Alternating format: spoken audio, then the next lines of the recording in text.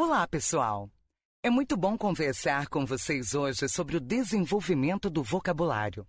Quando nós vamos ensinar algo para alguém, geralmente nós buscamos modelar.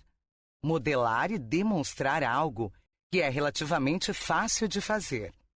Mas observe que você precisa ser explícito. Quando você fala sobre a abordagem orgânica da leitura, também precisa ser muito explícito sobre o que você fala. Você precisa ser bastante sistemático no que está tentando dizer. Você tem que explicar, tem que garantir que o aluno que está ouvindo está aprendendo. Portanto, o que quero dizer é que essas são estratégicas fundamentais para o ensino e uma das coisas que temos que entender é que eu e você não temos tempo a perder. Todas as nossas crianças precisam de um ensino que envolva modelagem e demonstração, instrução explícita e sistemática. Tenho certeza que muitos de vocês já conhecem este estudo, que foi muito falado na mídia, de Haring e Wesley. Eles se concentram na questão das diferenças que existem em relação ao vocabulário das crianças. As crianças vivenciam experiências muito diferentes em suas casas. Algumas delas estão sendo ensinadas a falar e argumentar o tempo todo. Outras crianças têm oportunidades limitadas de se expressar. Algumas crianças são repreendidas quando falam ou perguntam algo em casa. Esse tipo de situação gera desdobramentos ao longo do tempo. Uma das coisas que descobrimos é que as crianças fazem perguntas e os pais ou responsáveis não respondem. Depois dos 2 anos, elas param de fazer perguntas. Elas aprendem que suas perguntas e comentários não são respondidos. Então, elas não são importantes. Uma das coisas que temos que perceber é que precisamos começar cedo a estimular as crianças. Esses tipos de experiências de modelagem, quando nós damos o exemplo, são extremamente importantes para as nossas crianças pequenas. Nós temos muito em comum. Eu posso morar em Nova York, uma das cidades mais ricas do mundo, mas, ao mesmo tempo, sabemos que existem fatores de riscos comuns a todas nós. Crianças de populações pobres e marginalizadas, crianças de famílias que falam um idioma diferente do materno e a educação da mãe são fatores de risco. Crianças destes grupos provavelmente chegarão à escola com dificuldades e talvez fiquem para trás. Não porque não sejam capazes, mas porque essas restrições ambientais são muito sérias. Mas as avaliações de aprendizagem mostram uma boa notícia. As nossas crianças são maravilhosas e podem aprender. É o ambiente que está afetando seus resultados. Portanto, quando eu e você mudamos esse ambiente, mudamos este gráfico. Criamos as oportunidades para que as crianças possam ter sucesso. Quero mostrar como estamos fazendo uma das coisas que sabemos. Conforme mencionei anteriormente, o vocabulário é o maior indicador do sucesso das crianças, não apenas no ensino fundamental, mas no ensino médio. Também prevê que realmente se formará e acabará indo para a faculdade. Mas quantas palavras as crianças precisam saber? Os números são provavelmente maiores do que você pode imaginar. Quantas palavras nós achamos que os nossos estudantes vão precisar saber quando terminarem o ensino médio? Quer adivinhar? Don Hirsch sugeriu que elas precisam de 80.000 palavras. Agora, este é um problema interessante para todos nós como professores, pois eu e você, como podemos ensinar 80.000 palavras para as crianças? Você viu o problema essencial? Eu e você temos que desenvolver estratégias de autoaprendizagem para essas crianças. Precisamos ajudá-las a aprender como aprender por conta própria. Então, aqui estão alguns dos desafios que encontramos no ensino de vocabulário. Primeiro, que palavra devemos ensinar? Algumas pessoas sugerem o nível 2, ou palavra desafiadora, palavras sofisticadas. Outros dizem que devemos usar o nível 3, palavras ricas em conteúdo. Quantas palavras ensinar de cada vez? Como devemos agrupar essas palavras em termos de instrução? Como avaliamos se as crianças estão aprendendo ou não? Mas a grande questão que quero levantar continuamente é: não podemos apenas melhorar o ensino das crianças. Temos que acelerá-la, acelerar a instrução. Aqui está o problema. Não temos tempo para você ler isso. Mas se você olhar muito rapidamente, observe algumas das palavras que podem ser difíceis para as crianças lerem. Este é um texto de 6ª série. Que palavras você acha que serão difíceis? São essas as palavras difíceis que as crianças precisam e terão dificuldade. Eu, que não gosto muito de ciência, não posso dar uma boa definição do que é um asteroide. Mas asteroide, cometa, condições atmosféricas, sondas espaciais, são todas palavras difíceis. O que elas têm em comum? São palavras ricas de conteúdo. Não são palavras sofisticadas de nível 2, são de nível 3, ou palavras ricas de conteúdo. São as palavras que as crianças precisarão saber para ter sucesso na leitura de textos adequados para sua série, especialmente quando estiverem na 8ª série e depois disso. Então, um dos nossos problemas é que em cada livro ou sistema de ensino existe uma sequência específica de palavras. Mas aqui está um dos nossos problemas. Eu e você vivemos em um ambiente muito móvel. Muitos de nossos estudantes vão para uma escola, passam um tempo e depois saem da escola. Temos muitas possibilidades de transferências e o que vemos é que, quando as crianças são transferidas de uma escola para outra, é provável que recebam um livro diferente, um currículo diferente, um escopo e uma sequência de atividades totalmente diferentes. E as crianças que mais precisarão de ajuda serão as que, provavelmente, ficarão mais confusas. Existem crianças que em 4 anos terão vivenciado 4 currículos diferentes. Então, quais são alguns dos princípios chaves de um ensino de vocabulário eficaz? Primeiro, precisamos ajudar as crianças a se conscientizarem sobre a palavra para que possam realmente amar as palavras e aproveitar as oportunidades de aprender palavras. Vou usar oftalmotorrinolaringologista. E você sabe o que as crianças vão dizer quando eu fizer isso? Elas vão se animar, porque estão começando a ser sensíveis às palavras. Acharão um desafio, mas para aprender elas precisarão de vários encontros. Elas precisarão ver muito essas palavras. Nós usamos um ensino sistemático. Aqui está nossa estratégia para ensinar palavras. Primeiro, identificamos as palavras. Damos significado com exemplos. Depois fazemos atividades. Depois praticamos em contextos diferentes. Em seguida, revisamos e fazemos algo chamada revisão distribuída. Revisamos imediatamente. Revisamos em 2 semanas. Revisamos em 4 semanas. E, finalmente, sempre monitoramos o progresso das crianças ao longo do caminho. Descobrimos que muitos professores olham um livro e dizem para as crianças: o que é isso? Eles fazem muitas perguntas, mas isso não é efetivo. Primeiro, sempre começamos com ensino explícito. Precisamos dizer para as crianças: esta é uma história sobre cavernas. É sobre um buraco e uma montanha. Em outras palavras, estou dando a elas uma definição explícita dessa palavra, que realmente os ajuda a entender.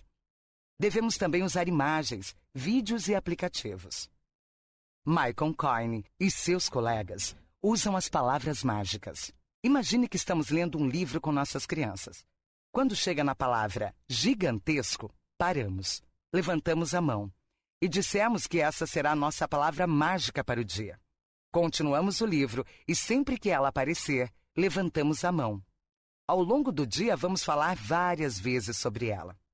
Rebecca Silverman usa uma estratégia multidimensional.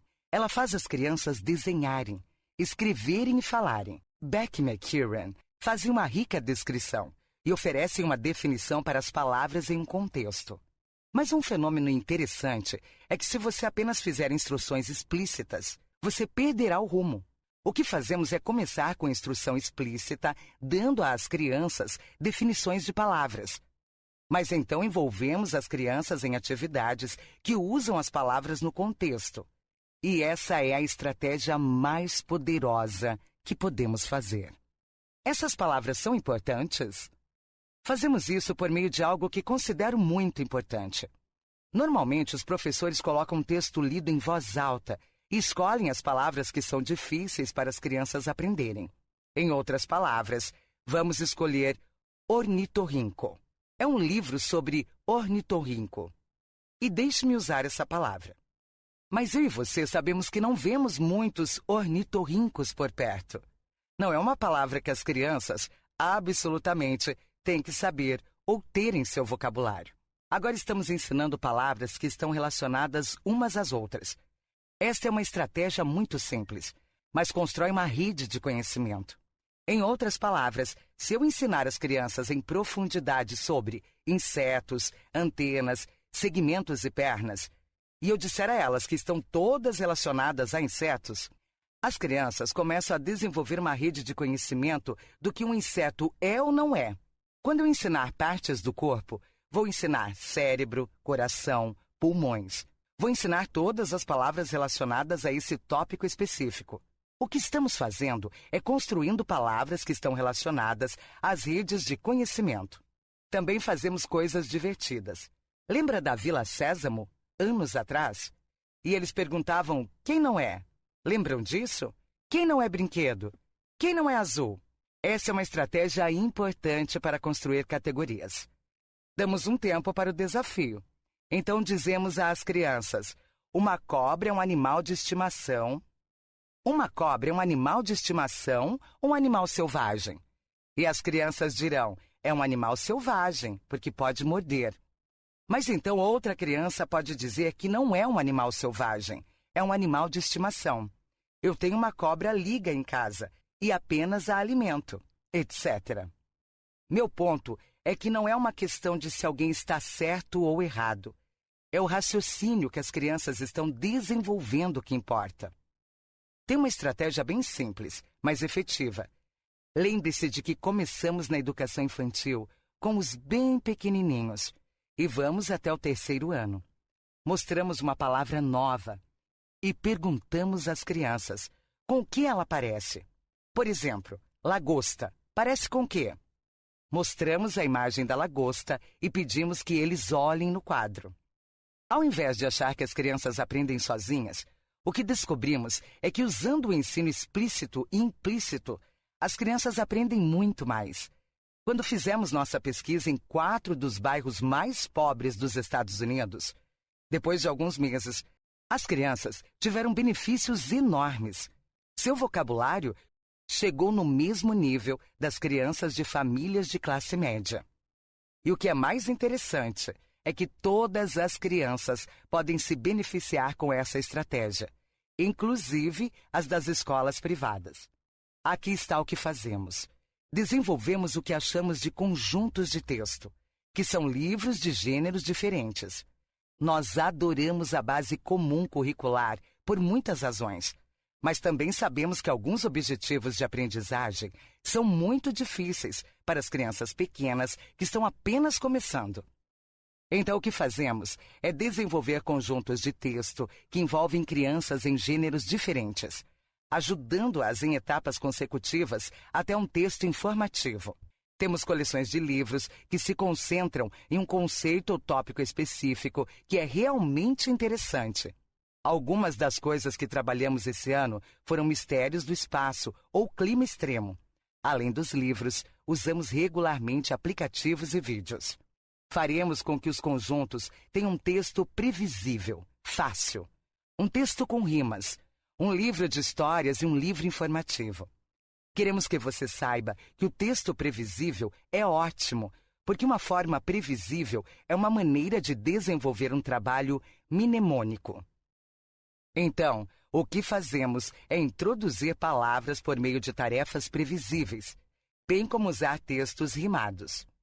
No momento em que chegam ao livro de informações, que é no final do 5º dia, eles sabem as palavras, porque as viram repetidamente. Lembra que a questão da frequência realmente importa? As crianças verão as mesmas palavras em um texto fácil, uma rima, um livro de histórias e, finalmente, o texto informativo.